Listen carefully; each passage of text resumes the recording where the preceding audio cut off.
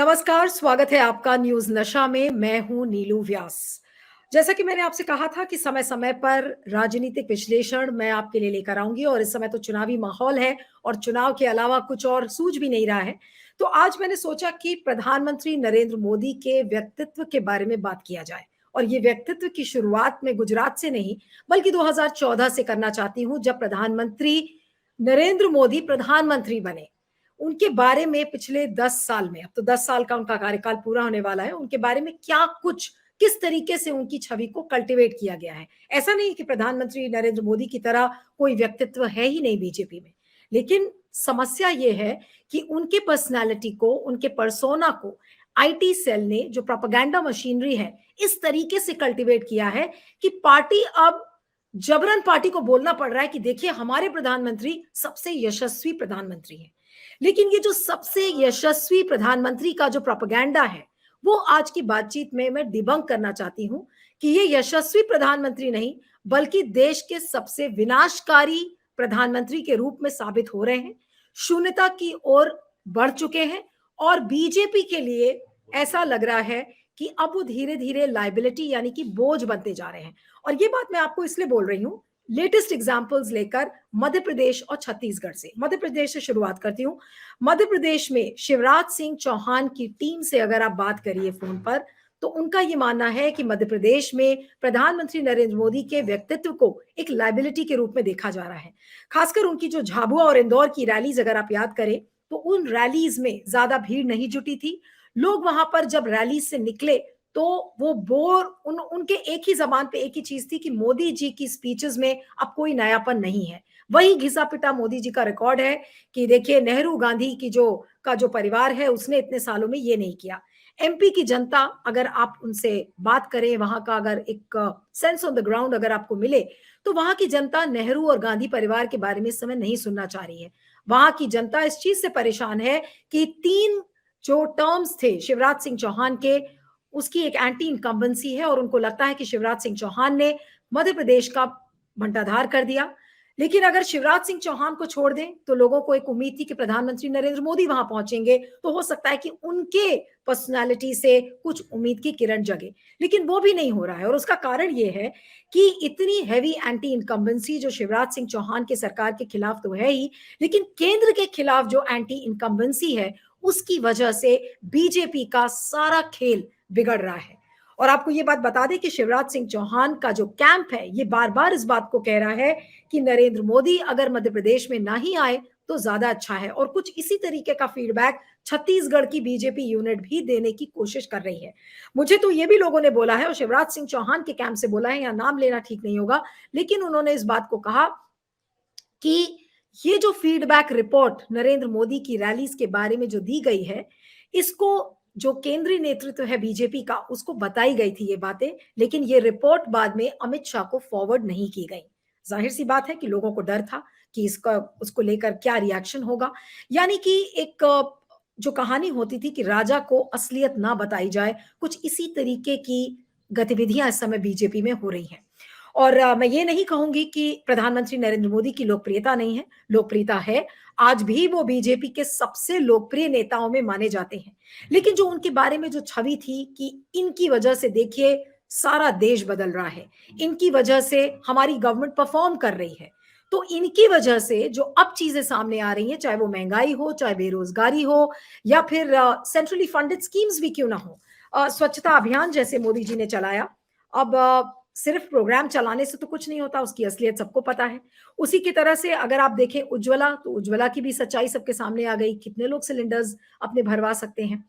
ये सारी जो धीरे धीरे असलियत सामने आ रही है, ये मोदी जी को एक्सपोज करती जा रही है। और अब मोदी जी के पास कोई भी नई चीज लोगों को बताने के लिए नहीं है। इंग्लिश में फ्रेज बोलते हैं that an emperor has a story to tell, a king has a story to tell, and Modi now doesn't have a new story to tell the people of the country. और शायद ये जो बोरियत वाला जो element है, वो इसीलिए मोदी जी के खिलाफ लोग महसूस कर रहे हैं।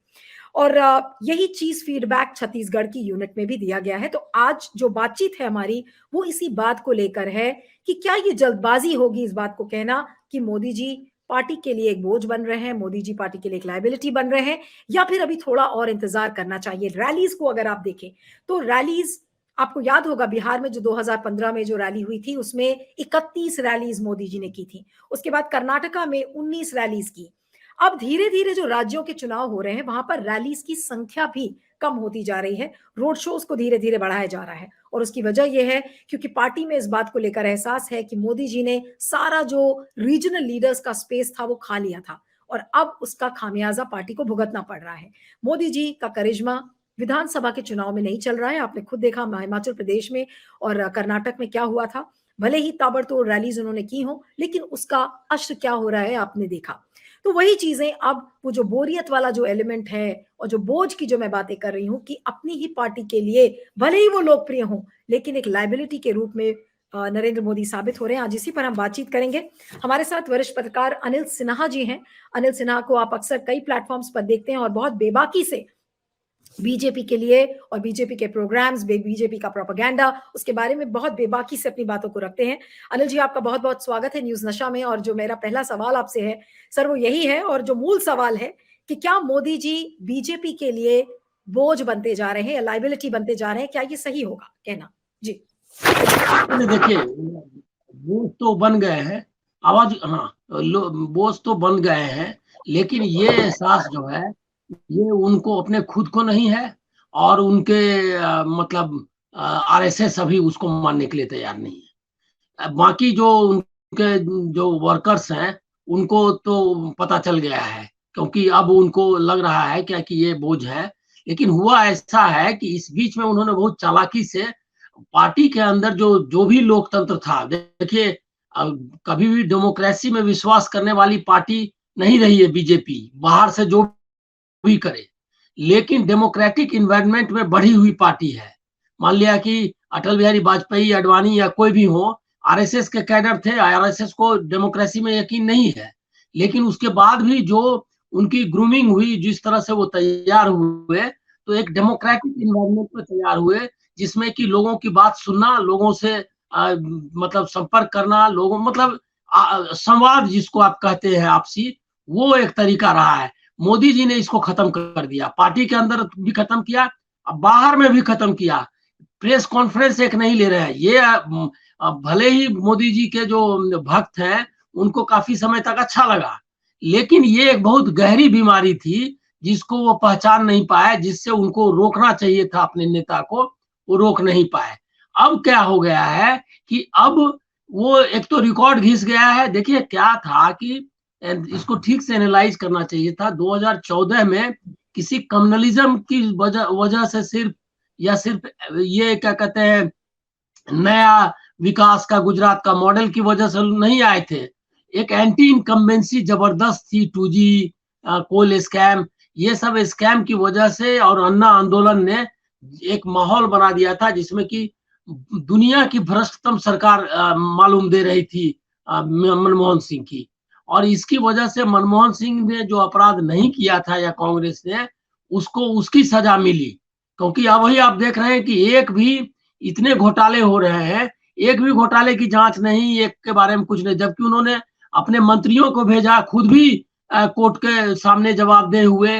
मतलब कि कोई भी ऐसा मंत्री दुनिया में प्रधानमंत्री नहीं होगा जो अपने ही मंत्रियों को जेल भेज रहा हो, और वो उनकी पहल से। ऐसा नहीं है कि सिस्टम में ऐसा था, बाकी जगह में जैसे इंग्लैंड, अमेरिका में सिस्टम की वजह से आपको जाना पड़ता है, और इवन राष्ट्रपति और सबको सामने जाना पड़ता है, ये के मतलब कोर्ट के या जो भी एजेंसीज है।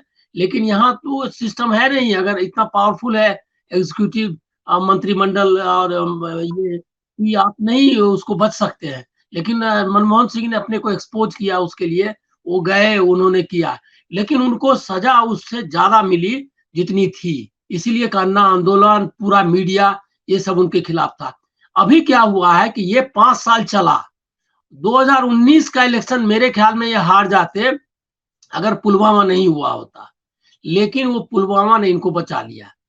और एक और नैरेटिव जो कि राहुल गांधी की छवि, वो राहुल गांधी की छवि एकदम बर्बाद, मतलब खत्म हो गई थी। सब लोग मान के चल रहे थे पप्पू है, तो कांग्रेस किसके नेतृत्व में उभर सकती थी। सोनिया गांधी बीमार चल रही थी, कोई नेतृत्व उनमें नजर नहीं आ रहा था। ये जो लैक ऑफ अपोजिशन लीडरशिप थी, ये सब इनको एडवांटेज दे रहा था। अब एक फेटिक का मामला है, थकान हो गई है, इनको भी थकान हो गई है, कोई ताली नहीं बजाता है। आपने जो कहा कि जाता है, तो मैं वो वीडियो अभी देखे, क्या है कि वीडियो तो उन्हीं के आते हैं, मतलब जो उनके कैमरा का, कोई अब तो इंडिपेंडेंट ढंग से लोगों का ये क्या रिस्पांस क्या है वो तो आपको मिलता नहीं है। लेकिन उसमें भी कभी कभी कैमरा घूमता है तो लोग एक निष्क्रिय इनर्ट एकदम बैठे हुए लोग देखते हैं। पहले आप देखिए कि मोदी मोदी चिल्लाता था वर्कर्स, मैं नहीं मानता कि वो सिर्फ मतलब पैसे पर लाया गया था, वर्कर्स था, लेकिन उसमें उत्साह भी था। देखते ही उसको लगता था कि मोदी मोदी। अब उनका वर्कर्स भी उनको नहीं चाहता। अनिल जी, आपने बातें जो कही उसमें काफी सब्सटेंस है, लेकिन मैं ये समझना चाह रही हूँ कि जो प्रोपेगेंडा मशीनरी है बीजेपी की, हर प्रोपेगेंडा मशीनरी की एक लिमिट होती है कि किस लिमिट तक वो प्रोपेगेंडा मशीनरी काम करेगी। क्या वो लिमिट बीजेपी की आईटी सेल अब क्रॉस कर चुकी है? क्योंकि जिस तरीके से मोदी जी की छवि को कल्टीवेट किया गया, यशस्वी, बहुत महान, 56 इंच वाले और बहुत मोस्ट डिलीवरिंग प्राइम मिनिस्टर, जो कि बहुत डिलीवरी उनकी बिल्कुल सटीक होती है, और एक नहीं 2500 रैलीज में उन्होंने इस बात को कहा कि मैंने तो इस देश में वो काम किया जो पिछले 70-75 सालों में नहीं हुआ। ये जो सारी चीजें कर कर के मोदी जी की एक छवि का गुब्बारा बनाया गया था, क्या वो अब आईटी सेल भी उस गुब्बारे को सस्टेन नहीं कर पा रहा है? सीधी सी बात है, क्योंकि अभी हाल में आपने देखा होगा, मैंने आपके साथ एक प्रोग्राम भी किया था, आपको याद होगा, कि जिसमें बीजेपी की आईटी सेल उनको ग्लैडिएटर के रूप में दिखा रही है। और उनकी टीम वो कहाँ से आई है, किसको उन्होंने हायर किया है इस तरीके के वाहियात मीम्स उनके बनाने के लिए। लेकिन जो सवाल है मेरा कि क्या propaganda machinery is running out of its limit, जहां तक मोदी जी की छवि का सवाल है? देखिए क्या हुआ कि प्रोपेगेंडा की तो एक लिमिट होती है, और वो हम देख चुके हैं। हिटलर जो अभी जो मॉडर्न टाइम्स में जो प्रोपेगेंडा मशीनरी कैसे रन किया जाता है और कैसे लाइज को आप ट्रुथ के रूप में करते हैं, वो हम देख चुके हैं। दूसरा एक ये जो एज है वो पोस्ट ट्रुथ का एज है, जिसको आप कहते हैं कि झूठ, मतलब हिंदी में अगर उसका अनुवाद होगा तो वही होगा कि झूठ का जमाना है। जो मीडिया मतलब के जो अभी रिवोल्यूशन हुए हैं आईटी के, जो इंफॉर्मेशन टेक्नोलॉजी के, उसकी वजह से आप कर लेते हैं इमेजेज, 3D इमेज बनाते हैं, और उस इमेज में आप इनपुट डालते हैं, कलर्स है, साउंड है, इस तरह से आप बनाते हैं। तो वो उसका इस्तेमाल किया, लेकिन इसकी एक लिमिट ये है कि ये 2 वे होना चाहिए। मिथक है, देखिए ऐसा है कि जो भी लार्जर देन लाइफ जिसको आप कहते हैं इमेज है, चाहे महात्मा गांधी हो, चाहे कोई भी हो, उनका उसके बाद मतलब इस इमेज के का है कि प्रोपेगेंडा मशीनरी ने नहीं, लेकिन लोगों ने जरूर उनको जो लाइफ से ज्यादा इमेज बना के रखा, उसमें वो इंसान थे, ये लोग नहीं मानते हैं, दर्जा दे देते हैं। लेकिन ये दूसरा है, एक होता है कि जनता के द्वारा गढ़ी हुई छवि, जो बहादुरी, जैसे सुल्ताना डाकू के बारे में आप सुनते हैं, भगत सिंह के बारे में ही है ऐसे, कि ये इमेज हो जाता है जो इमेज लोग बनाते हैं। ये इमेज एक कल्टीवेटेड इमेज था, एक प्रोपेगेंडा मशीनरी जो कि हायर्ड मशीनरी थी, खरीदी हुई मशीनरी थी, पैसे की मशीनरी थी। वही वजह है कि अभी क्या हुआ है, एकदम हमको मतलब मुझको मालूम नहीं है, मैं जब था फील्ड में तो मुझको कुछ अंदाजा था कि किस तरह के लोगों को हायर किया जा रहा है प्रोपेगेंडा के लिए। मीडिया जो उनके एडवाइजर्स है कौन है, ये सब जानकारी मिलती थी। अब मुझको मालूम नहीं है, इसीलिए मैं नहीं जानता। लेकिन ये सब काफी मतलब जो ये वर्ल्ड है, प्रोपेगेंडा का वर्ल्ड है, जो एडवर्टाइजिंग का, पब्लिक रिलेशंस का, उसके माहिर लोगों को ले आया है। लेकिन ये सब अमेरिकी प्रोपेगेंडा मशीनरी कर है, हिंदुस्तान उस तरह नहीं चलता है। अब उसमें जो आपने अभी नाम लिया, वो टर्मिनेटर वाला जो उन्होंने चित्र लगाया है, और हॉलीवुड का एक विलन का जो को उन्होंने लगा दिया कि सबको समाप्त कर देगा। एक तो इससे मानसिकता भी जाहिर होती है। आखिरकार या तो उन्होंने खुद इसी इमेज को ये किया है, मतलब अप्रूव किया है, ऐसा तो हो नहीं सकता। मेरी भी जहां तक मतलब पॉलिटिकल रिपोर्टिंग की समझ है कि कोई भी फाइनल जो भी आप लेकर के पोस्टर या नारा जाते हैं, वो नेता के अप्रूवल के बगैर नहीं होता है। ये एकदम जानकारी है मेरी, मतलब फर्स्ट हैंड इंफॉर्मेशन, और मैं नाम नहीं लूंगा, टॉप के जो पॉलिटिशियंस रहे हैं उनको मैंने देखा है अपने प्रोपेगेंडा को अप्रूव करते हुए, और उसमें वो बताते हैं कि नहीं नहीं ये फोटो नहीं चलेगा, और ये जो है इस तरह के इमेज नहीं चाहिए। इसका मतलब कि उन्होंने इसको अप्रूव किया, टर्मिनेटर एक विलन का इमेज को टर्मिनेटर, उनको लगा कि सबको समाप्त कर दूंगा। ये उनकी साइकी है, यही मनोविज्ञान है जो उन्होंने गुजरात में किया, एकदम सिरे से एक एक लीडर को खत्म कर दिया। दिक्कत यहाँ हुई है कि इमेज जो है, ये जो खत्म करने वाली इमेज है, उसको उन्होंने खुद कल्टीवेट किया है। इस इमेज का एक लिमिट है, क्योंकि इस इमेज में आप नहीं सस्टेन कर सकते इसको। ये प्रोपेगेंडा मशीनरी की फेलियर नहीं है, फेलियर है जो पूरी आइडियोलॉजी है, ये आइडियोलॉजी जिसमें कि वो स्टार्ट ही किया ना मन की बात। अब अभी मन की बात वाला आप कितना समय तक चलेगा? आप दूसरे अगर यही रखते हो कि संवाद, तो मैं आपको बोलता हूं कि उसकी लॉन्जिविटी रहती। अभी भी जो है अगर वो संवाद करते तो कम से कम लोग मतलब वो चलता, वो लंबा सब चल सकता था। अभी वो नहीं चलेगा, प्रोपेगेंडा मशीनरी पूरी फेल हो गई है। और ये तो मतलब ना, मतलब कोई गलत शब्द इस्तेमाल ना करूं, अमित मालवीय तो एकदम उनको, अगर कितना पैसा कमाया है मालूम नहीं, लेकिन ये जो आईटी सेल ने उनको लूट लिया है।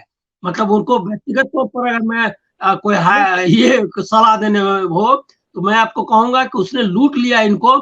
ऐसे ऐसे ऐसी तस्वीरें उनकी लगा रहा है और ऐसे ऐसे नारे उनके लिए कर रहा है क्रिएट, जो एकदम इंडिया में चलने वाला नहीं है और किसी भी कंट्री में नहीं चलेगा। आपका एक इमेज, एक अच्छे व्यक्ति की, अच्छे नागरिक की कॉम्पैशन की होनी चाहिए। आपको पता हो, जानकारी होगी, हिटलर ने मुस्कुराते हुए बच्चे की तस्वीर लगाई थी, बकायदा उसका जो मेन फोटोग्राफर जो उसकी तस्वीरें खींचता था उसको बुला करके वो उसके साथ, बच्चे के साथ ये करा है, क्योंकि इतनी भयावह उसकी इमेज बन गई थी। जर्मनी की जनता उसको पूछती थी उस समय, लेकिन उसके बाद भी उसको लगा कि ये जरूरी है कि थोड़ा कॉम्पैशनेट दिखना। तो एक मुस्कुराता हुआ, बहुत कम मुस्कुराता हुआ उसका तस्वीर है, वो तस्वीर प्रचारित की गई, बकायदा फोटो खिंचा करके एक जगह की। तो ये जो है आपको करना पड़ता है, ये जस्ट उल्टा कर रहा है, तो ये तो फेल हो गया है, बुरी तरह फेल हो गया है। और लेकिन एक चीज मैं आपको खाली, पहले जो आपने कहा कि ये लोग उनको मानने लगे हैं, ये आरएसएस के साथ उनका मुझको लगता है डील हो चुका है। 2024 तक तो वही नेता रहेंगे और वही मेन कैंपेनर रहेंगे।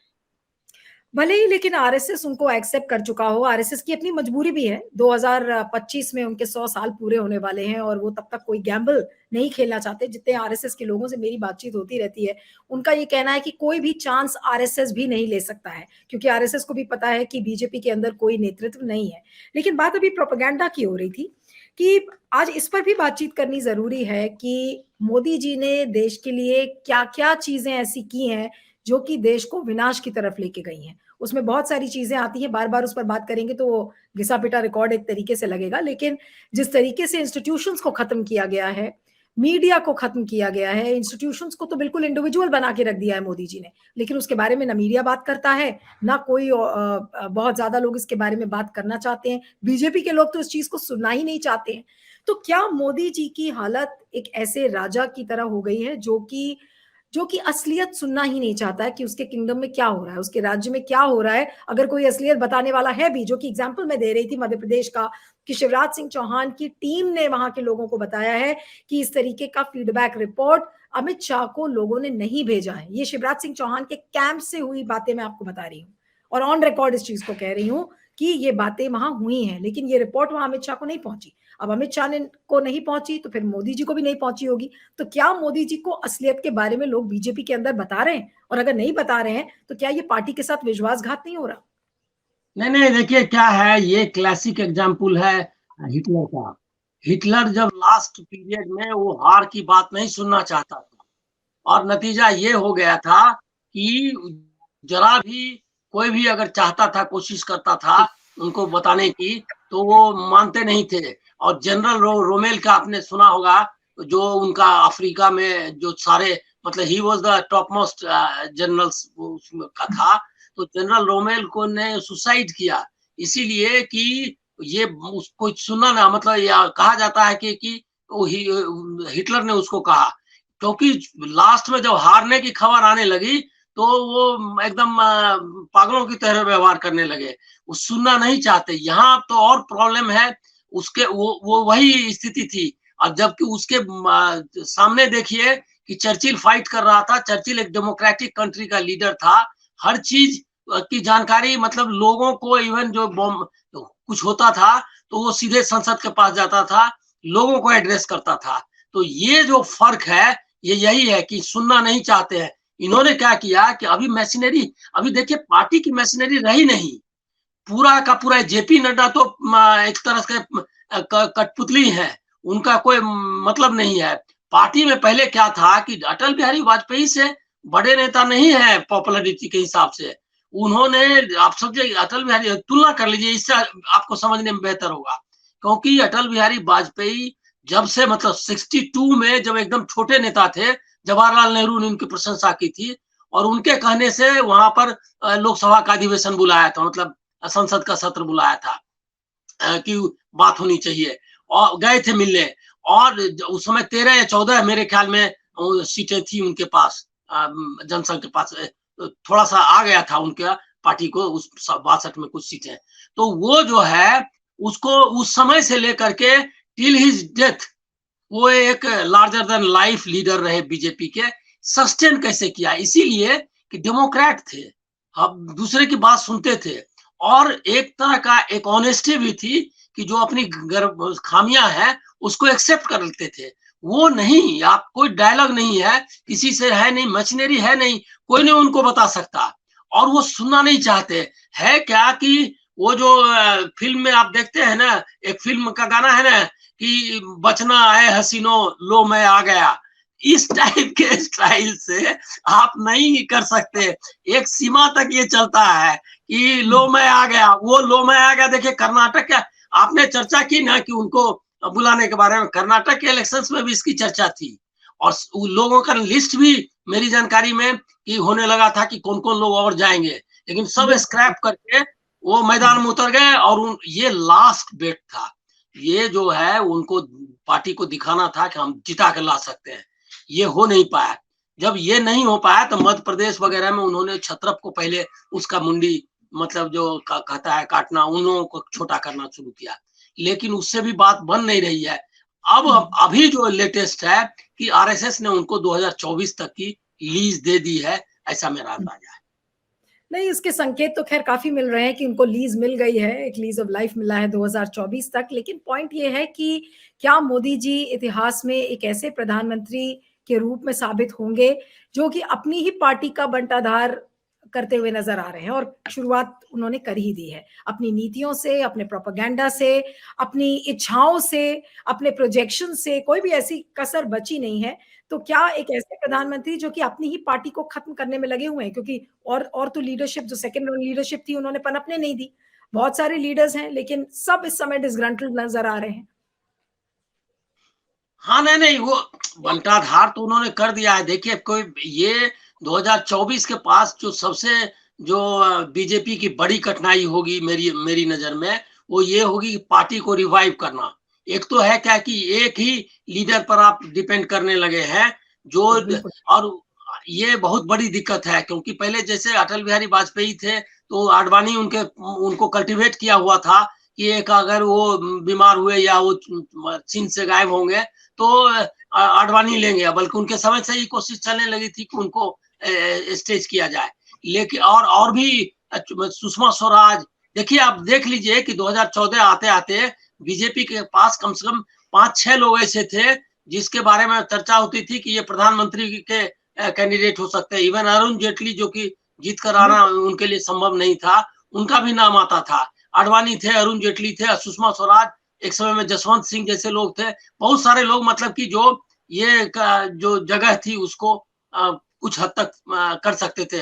वाजपेयी जी एक क्लास अलग उनका था, लेकिन उसके बाद भी कर सकते थे।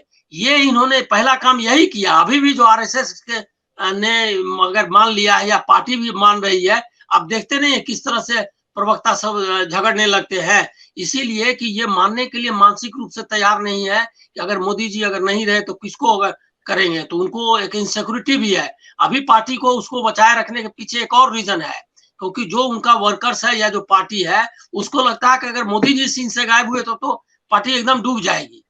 इतना उन्होंने डिपेंडेंट कर दिया है। और ये काम बहुत मतलब चालाकी से सबसे उसको एग्जीक्यूट किया अमित शाह ने। सारी मशीनरी पर अमित शाह का कब्जा है। अभी आप देख लीजिए कि जो आरएसएस के साथ 2 दिन से बैठक हुई है, उस बैठक में लीड कर रहे हैं अमित शाह, उसमें बाकी लोग आने जाना है। अमित शाह बताइए कि एक जो मणिपुर जैसा कांड हो रहा है, देश में कैसी स्थिति है सिक्योरिटी की, और क्या हालत हो गई है। वो चुनाव प्रचार और उसके बाद मैनेज करना, बाकी सारे नैरेटिव मैनेज करना, सारा काम अकेले वो शख्स अपने हाथ में ले लिया। पार्टी वार्टी का कोई मतलब नहीं रह गया। तो इसका क्या असर? नहीं, लेकिन अगर मोदी के ब्रांड की जो शेल्फ लाइफ है वो अगर धीरे धीरे खत्म हो रही है, तो यहाँ पर अमित शाह की भी बात करनी जरूरी है। उनको पार्टी का चाणक्य बोला जाता है, जिस तरीके से उन्होंने इलेक्शंस को मैनेज किया है। तो मोदी जी की तो के व्यक्तित्व की तो हार है ही, लेकिन क्या आपको लगता है अनिल जी की इस मोदी जी के साथ साथ अमित शाह की भी इक्वली उतनी ही गलती है, उतनी ही बड़ी हार उनकी भी है? अनिल जी, आपको आवाज आ रही है? हेलो, हाँ हाँ, आपको आवाज आ आवाज रही आ रही है? जरा सा आवाज कम हो गई थी। अब जरा ये करें तो फिर से हाँ दोहराए। हाँ, मैं ये कह रही थी कि मोदी जी का के व्यक्तित्व की तो हार है ही, लेकिन साथ में क्या अमित शाह की भी उतनी बड़ी हार है? उनको तो पार्टी का चाणक्य माना जाता है। देखिए, उसमें तो आप समझ लीजिए ऐसा कि मोदी जो अमित शाह ने एक गलती की है कि उन्होंने उनको अपना एक मिरर इमेज बना कर रख दिया है। तो अगर मोदी जी नहीं रहेंगे तो मिरर में भी वो इमेज नहीं रहेगा। इसीलिए अमित शाह गलती का सवाल नहीं है। मोदी जी और अमित शाह, मतलब मोदी जी, अमित शाह गायब हो गए तो चलेगा, लेकिन मोदी जी अगर गायब हो गए तो अमित शाह का की पॉलिटिक्स में सरवाइव नहीं कर सकते। कि उन्होंने अपने को इस तरह से बना कर रखा है कि अगर मोदी जी समय रहते अगर उनको अपने उनके हाथ में दे देते ये सत्ता, और उनको अपना उत्तराधिकारी बना देते तो चल जाता, लेकिन अकेले वो सच से नहीं कर सकते। और अब ये वक्त नहीं रहा, अब उनके पास वक्त भी नहीं है, मोदी जी के पास ना वो स्ट्रेंथ है वो उनको बना के जाए।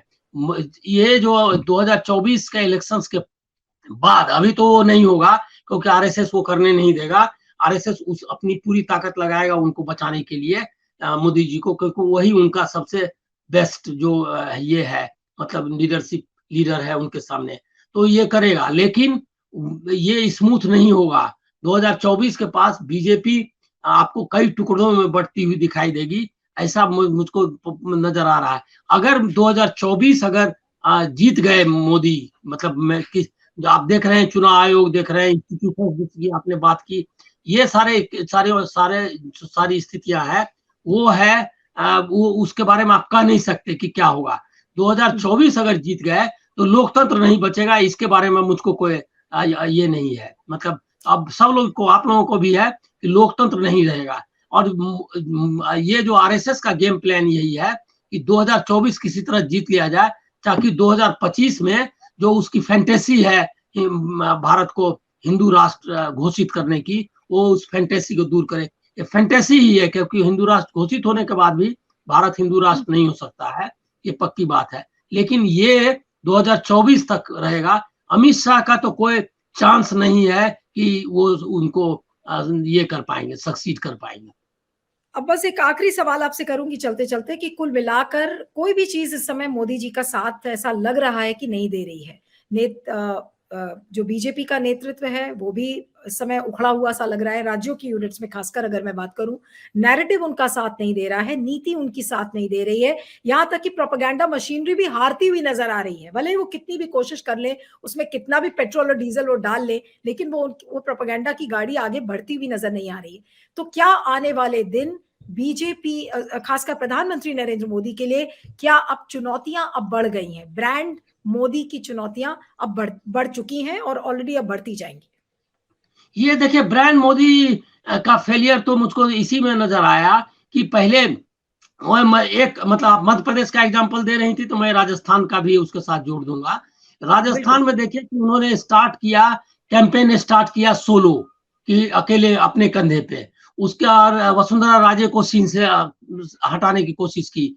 बाद में अमित शाह ने खुद वहां मतलब कोशिश की कि वो वसुंधरा राजे अपने इस स्टेटस को स्वीकार कर ले कि भाई हम जैसा पार्टी कहेगी, लेकिन हम कोई चेहरा नहीं है, हमारी कोई ताकत नहीं है, ये मान करके मतलब दंडवत हो जाए, लेकिन वो हुई नहीं और वो कोशिश चलती रही। और इस बीच में कैंपेन चलता रहा, मोदी जी कई बार गए वहां, लेकिन जब ये कोशिश फेल हो गई तब उन्होंने कुछ चीटें भी दी और एक्नॉलेज किया कि एक वो भी नेता है, ऐसा नहीं है कि वही एकमात्र नेता है वसुंधरा राजे, लेकिन ये माना।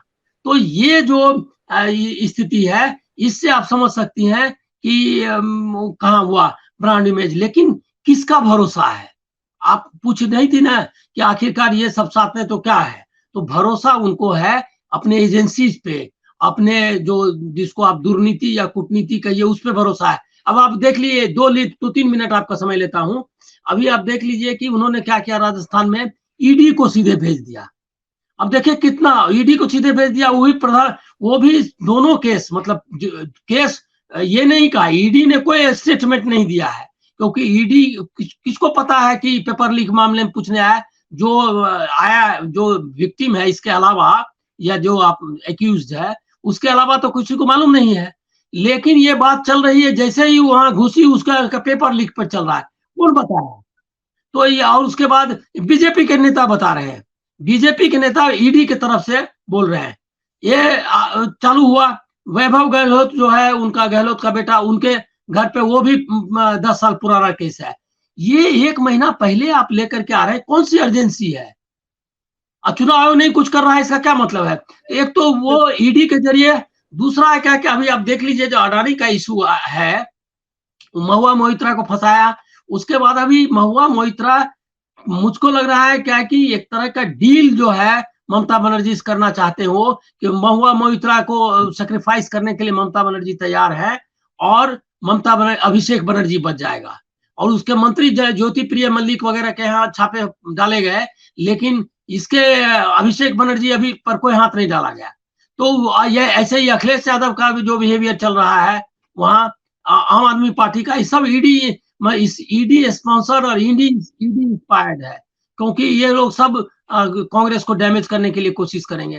तो ये इनको इसी मशीनरी पर भरोसा है, जो मशीनरी ईडी, सीबीआई और धमकी, इन तरीकों पर विश्वास करती है। चलिए, ये दुर्नीति के साथ मोदी जी और अमित शाह और बीजेपी कितना आगे जाएंगे ये तो देखना होगा, लेकिन जनता के अदालत में ये सारी असलियत सामने आएगी। और अभी तो 5 राज्यों के जो चुनाव के नतीजे हैं उसमें सबसे पहले इस चीज का टेस्ट हो जाएगा। लेकिन इस पूरी बातचीत के बाद एक जुमला याद आता है, मोदी है तो मुमकिन है। क्या वो जुमला आज भी कायम है? इस पर थोड़ा सा सोचिएगा। सारे व्यूअर्स को इस सवाल के साथ छोड़कर जाती हूँ, और इस बातचीत को आप सुनिएगा और शेयर भी करिएगा ज्यादा से ज्यादा। Thank you so much Anil Sinha ji, आप हमारे साथ जुड़े और बने रहिएगा, आते रहिएगा न्यूज नशा में हमारे साथ। Thank you. और आप हमसे जुड़े रहने के लिए सब्सक्राइब करें YouTube पर, फॉलो करें Twitter पर और लाइक करें Facebook पर। और ज्यादा जानकारी के लिए आपको टाइप करना होगा सिर्फ न्यूज नशा।